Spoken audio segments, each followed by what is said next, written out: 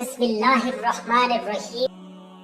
ان صاف جگہوں پر بسم اللہ الرحمن الرحیم مت پڑھنا ورنہ انسان کافر ہو جاتا ہے۔ اتنا ہی نہیں بلکہ ان صاف جگہوں پر بسم اللہ پڑھ لیا جائے تو محشر کے روز اس کے لیے عذاب کا معاملہ بھی درپیش ہوگا۔ خبردار رہو اور جان جاؤ کہ وہ 7 جگہ کون سی ہے جہاں انسان کو بسم اللہ نہیں پڑھنی چاہیے، کیونکہ حضور اقدس صلی اللہ تعالی علیہ وسلم کا فرمان مبارک ہے، جہاں سے مومنوں کو روکا جائے وہاں سے وہ ٹھہر جائیں، یہ ان کے لیے بھلا اور خیر ہوگی۔ اس لیے جہاں دین اسلام کسی جگہ روکے تو رک جاؤ، یا کسی جگہ پر مقدس کلمات نہ پڑھنے کا حکم دے وہاں ٹھہر جاؤ۔ وہی مقدس کلمات آپ کے لیے اللہ برتر سے دعا کرتی ہیں کہ اس نے تیرے محبوب مصطفیٰ صلی اللہ تعالی علیہ وسلم کی اطاعت کی اور آپ کے فرمان مبارک پر عمل کیا، اس لیے اس کی مغفرت فرما اور اس کے رزق اور اولاد میں اضافہ فرما۔ وہ 7 جگہ کون سی ہیں جہاں بسم اللہ الرحمن الرحیم مسلمان اگر پڑھ لے تو وہ اپنے دین سے دوری اختیار کر لیتا ہے، چاہے وہ جتنا بھی مومن ہو۔ بسم اللہ الرحمن الرحیم۔ السلام علیکم ورحمۃ اللہ۔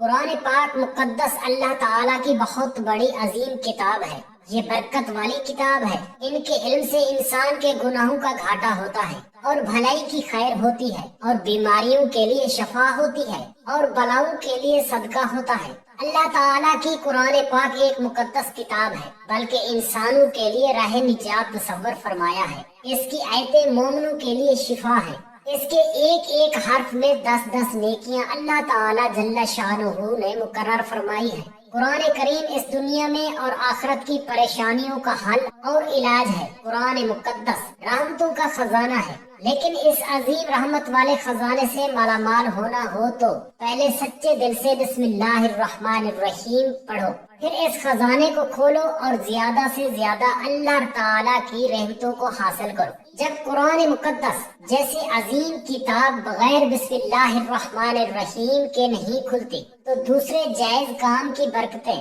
بغیر بسم اللہ الرحمن الرحیم کے کیسے حاصل ہو سکتی ہیں؟ حضرت عثمان بن عفان رضی اللہ تعالی عنہ نے رسول خدا صلی اللہ تعالی علیہ وسلم سے بسم اللہ کی نسبت سوال کیا تو آپ صلی اللہ تعالی علیہ وسلم نے فرمایا، یہ اللہ تعالیٰ کا اپنے بندوں کے لیے رحمت کا ایک خزانہ ہے۔ حضرت جابر رضی اللہ تعالی عنہ فرماتے ہیں، جب یہ آیت بسم اللہ الرحمن الرحیم اتری، بعد المشرق کی طرف ہوائیں ساکن ہو گئی، سمندر ٹھہر گیا، جانوروں نے کان لگا لیے، شیاطین پر آسمان سے شعلے گرے، اور پروردگار عالم نے اپنی عزت و جلال کی قسم کھا کر فرمایا کہ جس چیز پر میرا یہ نام لیا جائے گا اس میں ضرور برکت اور خیر ہوگی۔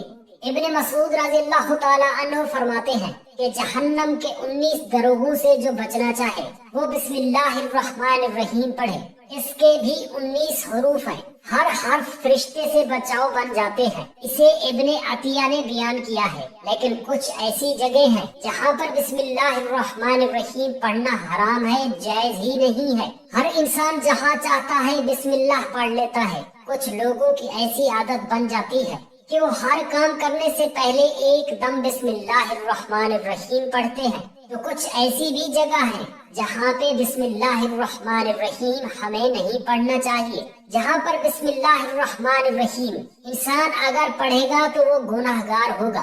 بسم اللہ کا پڑھنا ایسی جگہوں پر یا ایسے مقامات پر جائز ہی نہیں ہے۔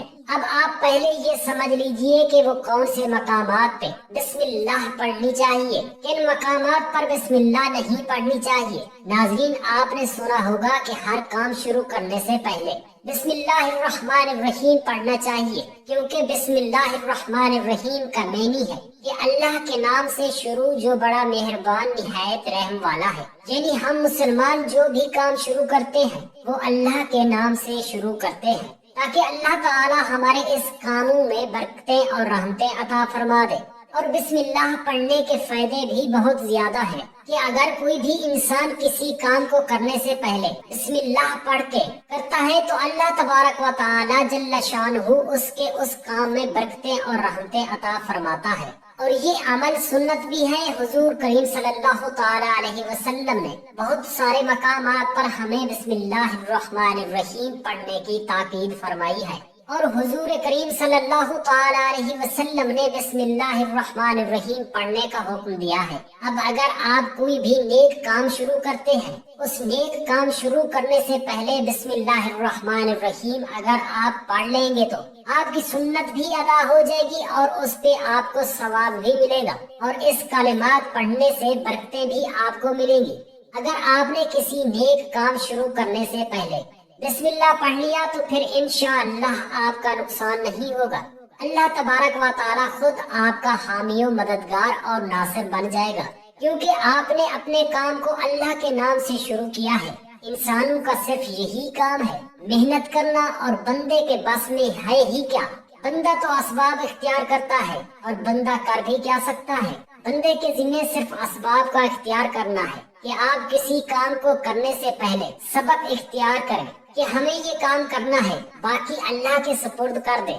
آپ اپنے کام کو کریں، باقی آپ اللہ تبارک و تعالیٰ کے سپرد کر دیں۔ ایک مرتبہ ایک صحابی آ کر عرض کیا، یا رسول اللہ صلی اللہ تعالی علیہ وسلم، میں پریشان ہوں، ہمارے اونٹ کہیں کھو گئے ہیں۔ تو آپ صلی اللہ تعالی علیہ وسلم نے ان کو یہ بتایا کہ اللہ پہ بھروسہ کرو، اور اللہ تبارک و تعالیٰ پہ بھروسہ ہی اصل چیز ہے۔ تم یہ بولو کہ میں نے اللہ تعالیٰ پر بھروسہ کر لیا، اللہ پاک کافی بہترین کارساز ہے۔ تو کچھ صحابہ کہنے لگے، یا رسول اللہ صلی اللہ تعالی علیہ وسلم، ہمیں اللہ کی ذات پر بھروسہ ہے، کیا ہم اپنے اونٹوں کو ایسے ہی چھوڑ دیں؟ اگر ہماری قسمت میں ہوں گے تو ہمارے اونٹ واپس آ جائیں گے، اور مقدر میں نہیں ہوں گے تو چلے جائیں گے، ہمیں اللہ کی ذات پر بھروسہ ہے۔ تو آپ صلی اللہ تعالی علیہ وسلم نے فرمایا کہ نہیں، پہلے اپنے اونٹوں کو باندھو، پھر اللہ کی ذات پر یقین کرو، پھر اللہ کی ذات پر بھروسہ کرو۔ یعنی ہمارے ذمہ جو کام ہے وہ ہمارے اوپر کرنا لازم ہے۔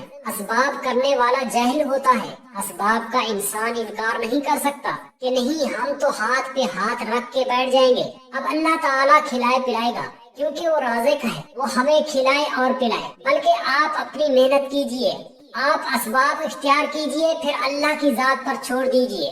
آپ کام پر جاؤ، محنت مزدوری کرو، یا آپ اپنا کاروبار کرو، پھر اللہ تعالیٰ کی ذات پر چھوڑ دو کہ اے پروردگار عالم، اب ہمارا کام تھا، ہم نے کر دیا، آگے تیری رضا ہے اور تیری رحمت کی ہم امیدوار ہیں۔ صرف ہمارے کمانے سے رزق تھوڑی ملتا ہے، آپ نے کمایا، بس کما کر واپس آ گئے۔